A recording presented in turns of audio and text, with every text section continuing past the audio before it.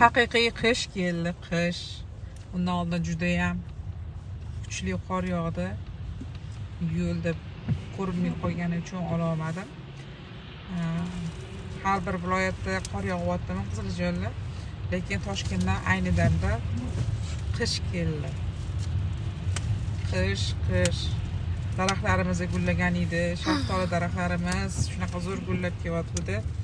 Hech qanday sovuq olmasin, o'z hosilini bersin. Qo'lidagi hosil ta'biri o'zgacha, boshqacha bo'ladi. Yana biz qaytdik qishga, necha kun davom etadi, aniq bilmaymiz. Lekin prognoz aytishicha hafta oxirida kun issiq bo'ladi. Tinchlik bo'lsa avvalambor. To'g'rimi Qiziljo'lda?